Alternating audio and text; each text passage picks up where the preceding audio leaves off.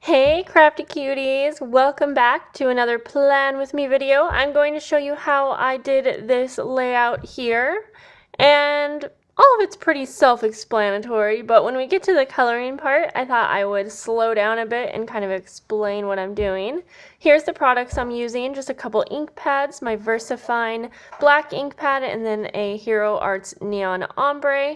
I'm going to do a lot of coloring with my Zig markers, and then I'm using these two stamp sets from Lawn Fawn, the Fairy Garden and the Gnome set. I guess I don't know the names of those. I'll try to put them down below. And I have a stamp set that has the days of the week and some really pretty script writing. I'm going to be speeding through a lot of this. This layout did take me a bit, so I don't want to bore you with the boring parts. But you can see that I start out by sketching where I want to have my day boxes because I want to keep that in mind when I'm stamping. You will see that I do stamp on top of some of the lines, and I'm okay with that, but I keep those lines in pencil so that I can erase the lines that are going through the stamp when it gets time to coloring. I am just making a cute little scene here, and I love both of these stamp sets, so I just wanted to combine them, and then I was super in the mood to use the stamp set on some cards, but this took me so long that I did not get to that. So you can kind of see here how I do a scene in my bullet journal. I lay out as many of the stamps that I can to kind of see what the scene will look like. Now there's not a lot of stamps that you can do this with, because at least the stamp sets that I have, because say it's like a floral stamp set, chances are I'm probably going to be stamping that floral over and over, on the page. But with these Lawn Fawn stamp sets, it is easy to kind of pre-plan and get an idea of a scene. So I really like these stamp sets for like a bullet journal because you can use them on cards too. You can use them in all kinds of situations. You can see here that I stamped that little flower down in the corner, and it did not stamp very well, and that's the only thing that I don't like about stamping in a bullet journal, is sometimes it can be hard to get a nice crisp stamped image. I wish there was a way to use my stamp press on these pages, but obviously not. And that's okay, because in the end I will take a black felt tip marker and I can go over those lines easy enough. You can definitely see where they need to end up. So those little flowers that I just stamped down the bottom, I couldn't find the stems for them. I don't know why.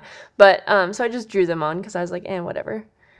You can see I am stamping those little water droplets and then the little mushroom, and I'm trying something new on this weekly layout. I am going to have a teeny little section for my water intake and a little box down at the very bottom of those columns for my meals. And I just thought that those two stamps worked out really well because I eat mushrooms, don't you? So I was really excited to try this out, and I am currently in this week as I'm filming this voiceover. I didn't get to it as soon as I thought I would. So far I actually really like having the water intake and the meal on the one page.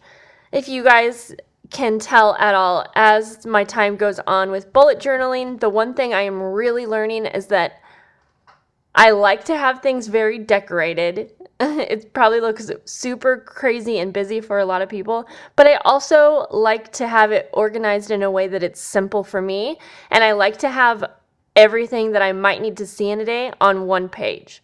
I know that's a lot for many people.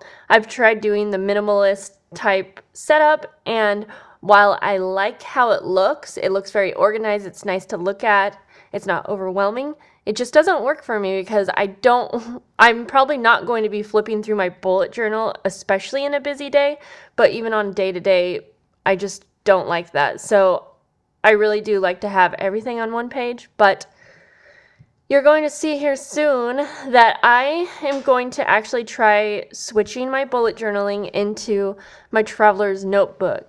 I just feel like I'm ready for something new, and I really want to start focusing on more memory keeping, so I can keep a traveler's notebook insert, for memory keeping. I could keep a separate book to track my son's moods and things, which I've been wanting to do. Not just moods, but like his seizures and He's been having a lot of headaches, so I like to track all of that stuff. And again, going back to just what I'm kind of contradicting myself here because I'm telling you guys that I like to have it all on one page, but I don't know. I guess I feel like this is working for me, but at the same time, I don't know. I just want to try something new. That's all. You've probably seen I try new things all the time. It's really hard for me to stick to one thing, even when I know it works for me. I get bored, I guess, and I just want to try something new. So even though I will have a bunch of different inserts in my traveler's notebook, I do plan to keep everything that is needed on one page for, say, like my planner, my bullet journaling week. I'll have probably my water intake and my meals all on one layout. And then, one insert will be for memory keeping, one insert would be for any charts or anything like that that I'm wanting to do, any graphs, things like that. But yeah, you guys will see how I like it once I get there because I'll share it with you. And sorry, I'm not really talking about what I'm doing here, but you can see I don't do too much color blending because I don't find that this paper takes these markers well if you're oversaturating it. I do think these markers work well if you're just doing some straight coloring. I'll show you the back page at the end when I'm done here, and you can see that it does shadow through, but I was saturating the paper quite a bit because I was attempting to do some color blending on a lot of these. So I love the Zig Clean Color Real Brush markers for this bullet journal, but I definitely recommend not overdoing it. So I obviously skipped through some of the coloring because I just kept it simple and had fun with it. I had a lot of fun on this layout. I was really wanting to color something. And I think this layout's so cute and I really like how it turned out. I know it can be intimidating to stamp on a layout because you can't really cover it up too easily. But something I used to do when I first started stamping in my planner was I would stamp on a separate page and then you can cut those out and glue it onto your page, which makes it really nice because you can create a scene very easy that way. The only thing you have to worry about is that there is going to be dimension on it. So when you turn the page and try to go to the next week, then there is going to be some, little papers that are maybe possibly making it hard to write on.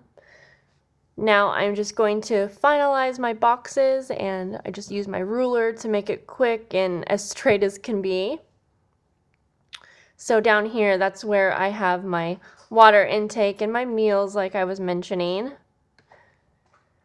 I've tried so many different ways to keep track of my meals and water, and I do know that I like to have it all on one page, but yeah, so I've already talked about that.